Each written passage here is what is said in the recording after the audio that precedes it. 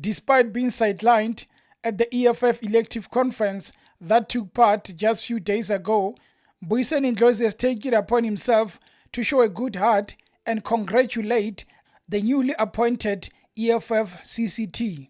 In his message, Dr. Mbuyiseni Ndlozi says that, "Congratulations to the newly elected leadership.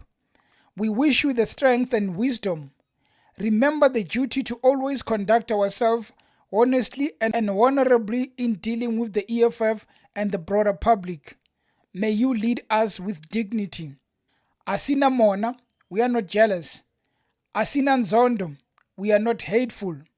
Phila ngona phakathe EFF. Merry Christmas and Happy New Year to everyone. I wish you all economic freedom in our lifetime." When you look at this message that was written by the good doctor, you really have to feel sorry for him. I mean, despite all these negative reports about him, despite not making the elective conference, being sidelined because of the fact that one of the things, he did not disclose the fact that he knew about Floyd Shivambu leaving. Despite being sidelined, a good leadership that includes academically. Despite that, despite leading the EFF educational development, despite all the good work, this guy is still showing a good heart to say that, "I am not part of you, but congratulations, and I wish you the best in serving the party for the next 5 years. Regardless of me not being part of it, but I have to show a good heart and say that continue serving the party, because economic freedom in our lifetime, it is the most important aspect. It doesn't have to say that if Mbuyiseni Ndlozi is not part of that, it is not going to continue." It is really a good image by the good doctor. Whether we like it or not, this man has just played the game so well that we don't even know what it means. Asina mona, asina zondo, we don't even know what it means. It can either mean that the man is saying goodbye, or the man is going to remain in the EFF regardless of him not being in any of the leadership. He continues to be that member of the EFF and show them that I still have it.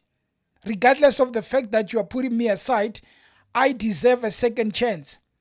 But again, in this issue, you cannot really blame the EFF.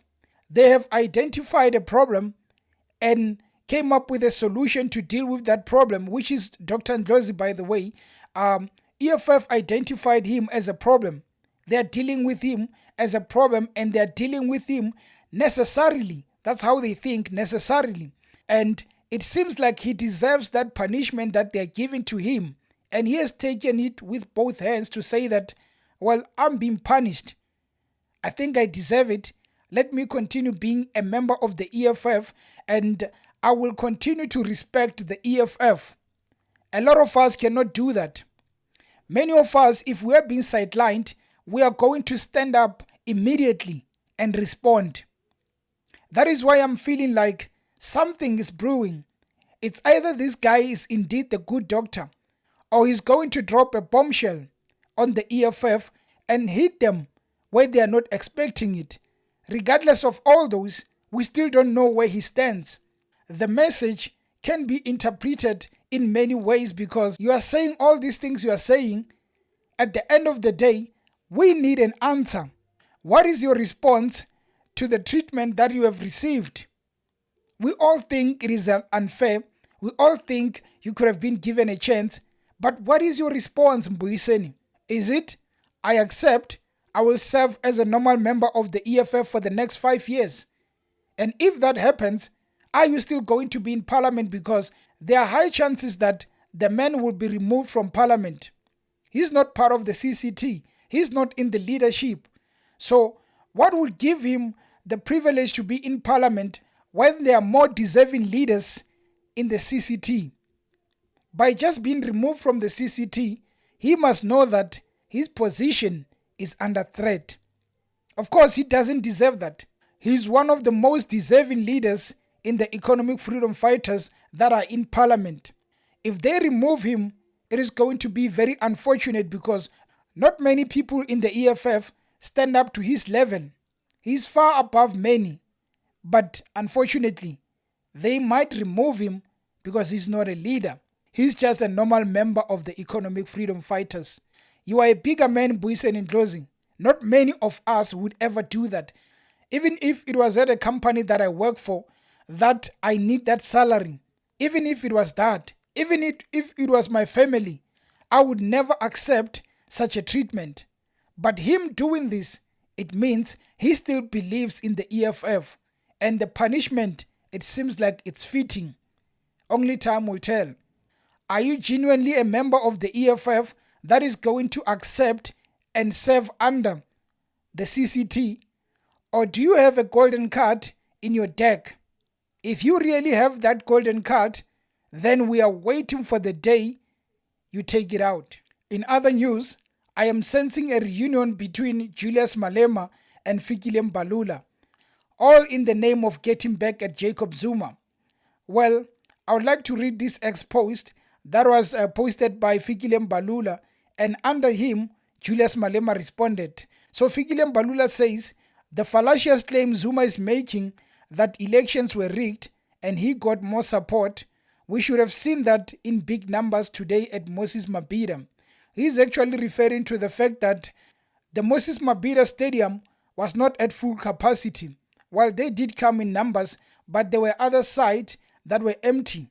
So Mbalula says, if Zuma really believes that he got robbed, then that stadium should have been full.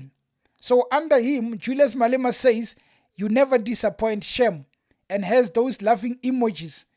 One thing we know, Julius Malema and Mbalula have been friends for some time. But late last year and earlier this year, we saw a different approach to their relationship where Mbalula would go on public stage and speak about Julius negatively. And Julius did it more times, speaking about Mbalula negatively. And you could see that they are separating in terms of politics. But if there is a common enemy, people have to come together and deal with that enemy. Mbalula doesn't believe in Jacob Zuma and the MK party. He actually refers to MK party as that party of Jacob Zuma, the Jacob Zuma party. Julius Malema is disappointed at the actions of MK party, taking the members from the economic freedom fighters and attempt to destabilize the EFF. Now that they've nominated their top 6, their top 60, they are going to work on the ground and try to respond to the MK party, become a formidable force that the MK party will probably be scared of. Now to do that, Julius said that if Helen Zille is not careful, if she continues to play her cards wrong and ended up collapsing that GNU, EFF might come next and join the ANC. And he said that if the MK party comes, we don't care. We are going to be part of that relationship of governing, and we are going to focus on our side. We are going to do our work despite MK party being part of that relationship with the ANC. So in the near future, we might see EFF, ANC, MK party coming together and the DA being sidelined. This is one of the things that we have to underline.